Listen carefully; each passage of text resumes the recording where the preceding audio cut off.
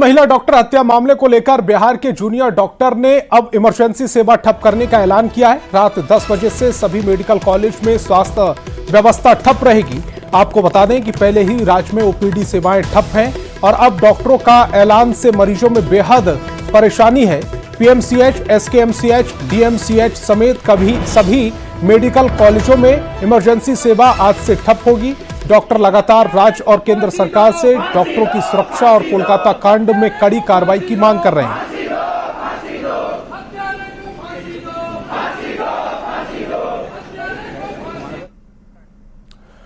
और कोलकाता में महिला डॉक्टर की बेरहमी से हत्या के बाद अब जूनियर डॉक्टर ने बड़ा ऐलान किया है। सभी मेडिकल कॉलेज में इमरजेंसी सेवा ठप करने का फैसला लिया गया। जेडीयू ने साफ कहा है कि इतनी बड़ी घटना के बाद कोई कार्रवाई नहीं हुई है। ऐसे में मेडिकल प्रोटेक्शन एक्ट लागू करने और कड़ी कार्रवाई नहीं होने तक ओपीडी और इमरजेंसी सेवा ठप रहेगी। पीएमसीएच के जूनियर डॉक्टर से बात की न्यूज 18 संवाददाता रजनीश कुमार ने। कोलकाता में डॉक्टर की हुई निर्मम हत्या के बाद डॉक्टरों का आक्रोश लगातार बढ़ता जा रहा है। जूनियर डॉक्टर्स ने एक बार फिर से बड़ा ऐलान कर दिया है। यानी पीएमसीएच में अगर बात करेंगे तमाम जेडीए के डॉक्टर्स हैं और इसके साथ साथ बिहार भर के तमाम मेडिकल कॉलेज के जो जूनियर डॉक्टर्स हैं उन्होंने अब रात 10 बजे से आज से ही इमरजेंसी भी अब ठप करने का ऐलान कर दिया है। प्रोटेस्ट हम लोगों ने सिर्फ ओपीडी तक ही सीमित रखा था। कोई भी एसेंशियल इमरजेंसी सर्विसेज कहीं पे भी हैम्पर बाहर पूरे बिहार में कभी नहीं हुआ उस चीज के लिए। डिमांड तो पहले ये है कि जो पीड़िता है उसको न्याय मिले और वो न्याय जल्द से जल्द मिले। न्याय ये नहीं कि 10 साल में 15 साल में मिल रहा है, वो जितनी जल्दी से जल्दी हो सके वो मिले, उसको कंपनसेशन मिले। दूसरा ये है कि सेंट्रल प्रोटेक्शन एक्ट जो 2022 में आई थी और पिछले मंथ ही हमारे हेल्थ मिनिस्टर ने उस पर वक्तव्य दिया है कि अभी वो ठंडे बस्ते में डाल दी गई है, क्योंकि इससे रिलेटेड लॉ जो है हमारा एपिडेमिक अमेंडमेंट वाले जो है उसमें बहुत से कवर हो रहा है। तो नहीं, हमको स्पेसिफिकली इसके लिए लॉ चाहिए। बिल्कुल, तो ये आक्रोश है और आक्रोश इसलिए भी है क्योंकि महिला डॉक्टर के साथ हीनियस क्राइम हुई है और इसके साथ साथ अब जो डॉक्टर्स हैं वो कैपिटल पनिशमेंट की मांग कर रहे हैं। हालांकि अब तक बंगाल सरकार की तरफ से कोई कड़े कदम नहीं उठाए गए हैं, जिसको लेकर देश भर में आक्रोश है। और जो सेंट्रल प्रोटेक्शन एक्ट है, जो मेडिकल प्रोटेक्शन एक्ट कहा जाता है, वो जब तक लागू नहीं होता है पूरी तरह से तब तक लगातार इन लोगों का आंदोलन भी जारी रहेगा। कैमरामैन अमित के साथ रजनीश कुमार, न्यूज 18 पटना। और मेडिकल प्रोटेक्शन एक्ट लागू करने के साथ दोषियों को फांसी की सजा देने की मांग को लेकर डॉक्टरों का प्रदर्शन जारी है। पीएमसीएच में जूनियर डॉक्टरों ने सैकड़ों की संख्या में कैंडल मार्च निकालकर दोषियों को कड़ी सजा देने की मांग की। बंगाल सरकार के रवैये से जहां डॉक्टर खासा नाराज हैं, वहीं केंद्र सरकार से इसमें पहल करने की मांग की गई है। आज रात से बिहार के सभी मेडिकल कॉलेज में अनिश्चितकालीन इमरजेंसी सेवा ठप है। पीएमसीएच में मार्च का जायजा लिया न्यूज 18 संवाददाता रजनीश कुमार ने। कोलकाता में डॉक्टर बेटी की तबाही के गुनहगार को सजा दिलाने और डॉक्टरों को सुरक्षा मुहैया कराने की मांग को लेकर लगातार डॉक्टर प्रोटेस्ट करते नजर आ रहे हैं। तो पीएमसीएच में इस वक्त तमाम जूनियर डॉक्टर्स देख सकते हैं हाथ में कैंडल लेकर लगातार इंसाफ की गुहार लगाते नजर आ रहे हैं और आक्रोशित भी हैं। तो हम बातचीत करेंगे डॉक्टरों से कि आखिर ओपीडी के बाद अब इमरजेंसी सेवा भी ठप कर रही है, क्योंकि सरकार पर जो बंगाल सरकार है उसके एक्शन से पूरी तरह से ये लोग नाराज हैं। क्या लग रहा है कि अभी कैंडल निकाली है, अब क्या स्टेप उठा रही हैं आप लोग? अभी जब तक हमारी मांगे पूरी नहीं की जाएगी, जब तक हमें इंसाफ नहीं मिलेगा, तब तक हम लोग स्ट्राइक पे रहेंगे। क्योंकि अभी एक के साथ हुआ है, फिर आगे चल के हमारे साथ भी किसी के साथ भी हो सकता है। इसीलिए हम लोग अपना आंदोलन जारी रखेंगे। अभी कोई एक्शन नहीं हो रहा है। हमारी डॉक्टर्स के सुरक्षा के लिए कोई काम नहीं किया जा रहा है। तो हमारी जो भी सवाल है वो सरकार से है, वो वहाँ के एडमिनिस्ट्रेशन से है कि वो लोग जल्द से जल्द जो भी इस सारे मामले के पीछे थे उनको जल्दी से जल्दी पकड़ा जाए, उनको सजा दिलवाई जाए और पीएमसीएच में भी पूरी सुरक्षा का इंतजाम किया जाए। किस प्रकार से आप लोग स्ट्राइक करने वाले हैं? इमरजेंसी को पूरी तरह ठप कर देंगे? हाँ, हम लोग नहीं चाहते कि मरीजों को साथ दिक्कत हो, लेकिन हमारे पास कोई ऑप्शन नहीं है। हम लोग मजबूर है। जब हमारे ऊपर हमले हो और हमारे ऊपर हमले हो रहा है तो हम लोग क्या करेंगे? मजबूरी में हम लोग इमरजेंसी सेवा भी ठप करने जा रहे हैं और ये तब तक चलता रहेगा जब तक इसके पीछे जो भी लोग इन्वॉल्व है उनको कड़ी से कड़ी सजा नहीं मिल जाए और पूरे जितने भी डॉक्टर्स ड्यूटी पे है उनके सुरक्षा का प्रबंध नहीं किया जाए। आज का जो हम लोग का ये प्रोटेस्ट है और ये आज मेन आक्रोश आज ये स्ट्रॉन्ग मैसेज सारे किसी एक सरकार या किसी विभाग के लिए नहीं है, ये स्ट्रॉन्ग मैसेज पूरे देश के लिए है कि जो पहले जो हुआ रेप और मर्डर, उसके बाद कल जो हुआ है 1000 लोगों की भीड़ पूरे मेडिकल कॉलेज पे हमला कर रही है, उसके अगेंस्ट ये स्ट्रॉन्ग मैसेज है। क्या चाहते हैं, फांसी हो?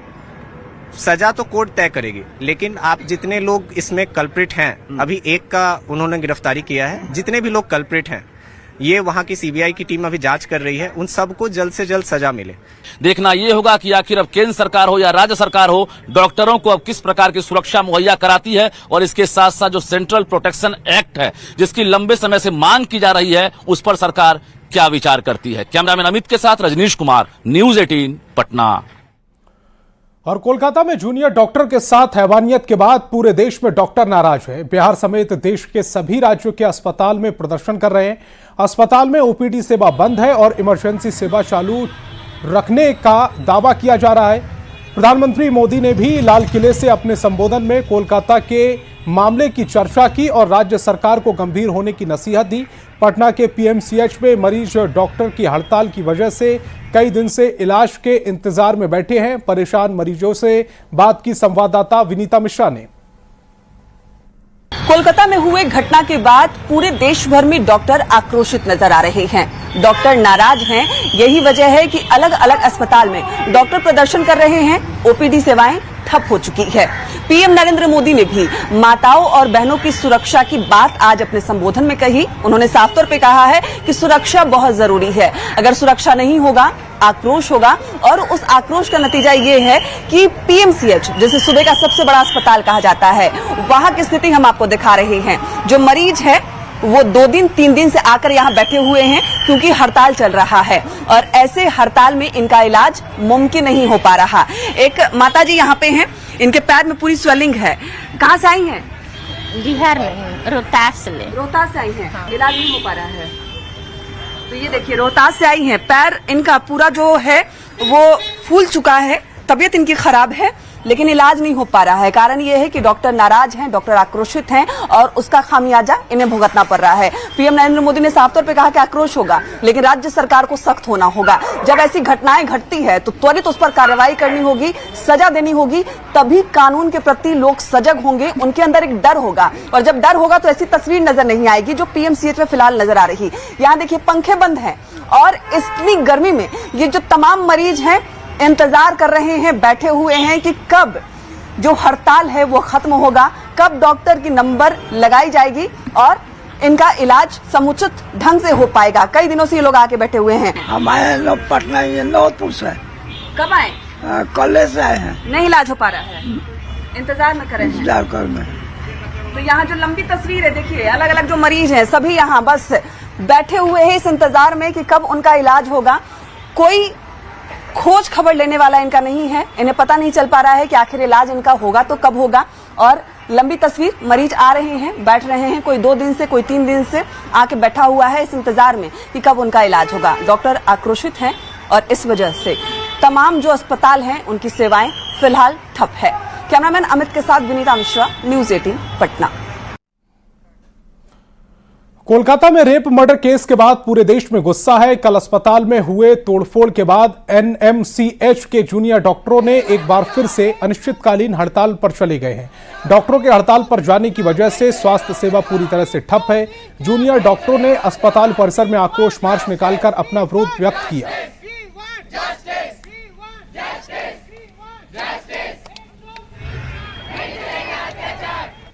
हाँ, ये एक बहुत खेद की बात है कि हमें दोबारा स्ट्राइक पे आना पड़ा।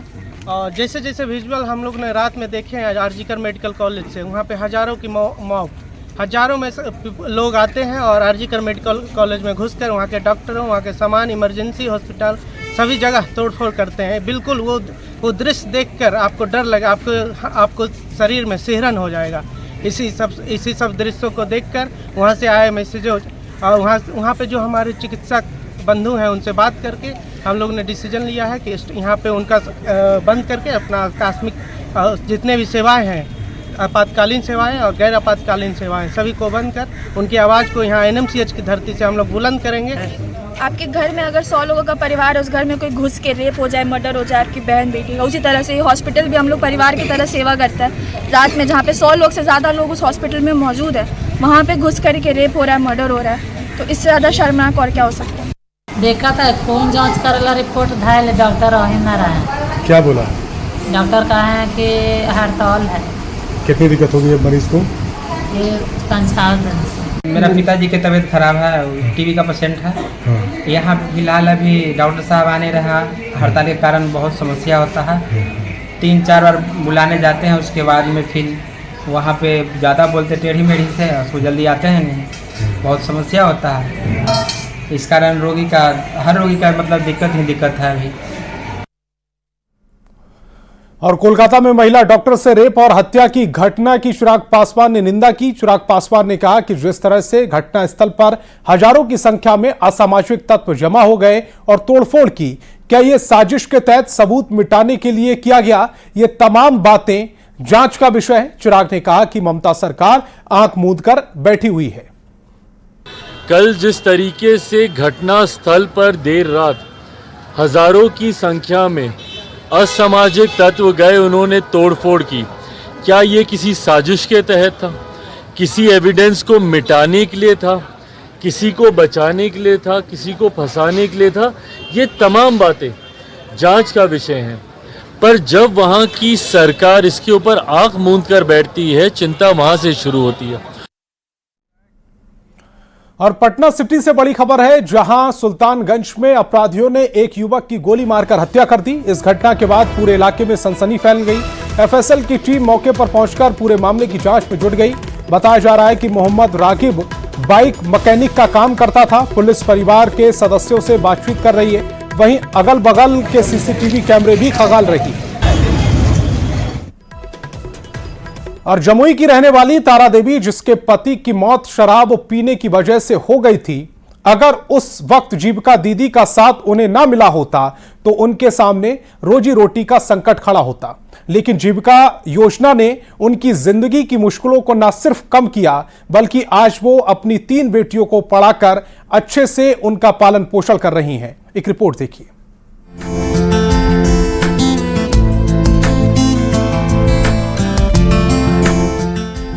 जीविका योजना ने बिहार में करोड़ों महिलाओं के जीवन को बदल कर रख दिया है। ये योजना उन महिलाओं के लिए किसी वरदान से कम नहीं है, जिनके पास ना तो आय का कोई साधन था, ना ही कोई रोजगार करने के लिए पैसे।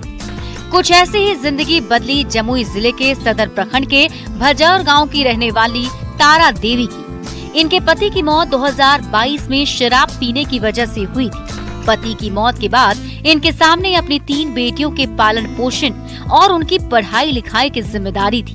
हस्बैंड डेट करने के बाद 3 बेटी थी मेरी, उसका पालन पोषण के लिए जरूरी था, तो इसलिए हमको ये दुकान काम करना बहुत जरूरी था। इसलिए दुकान मिला तब से बाल बच्चा का पालन पोषण हो रहा है।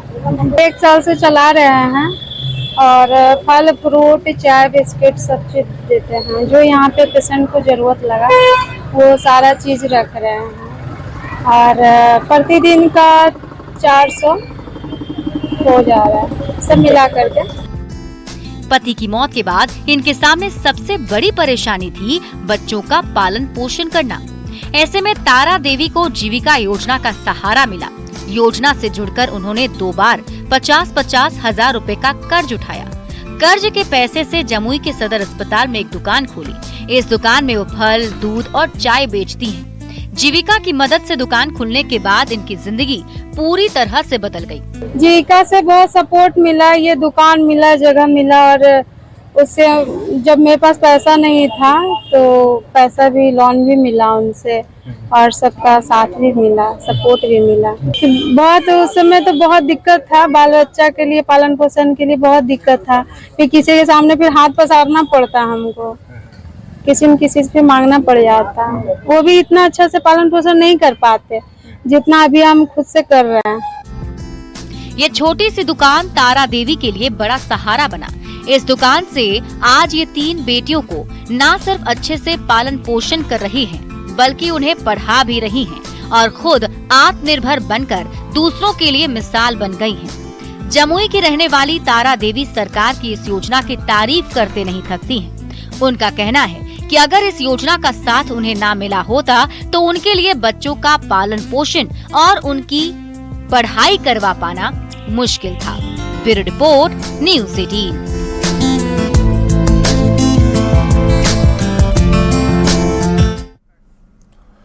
तो अपना बिहार में फिलहाल इतना ही। आप देखते रहिए न्यूज़ 18 बिहार झारखंड।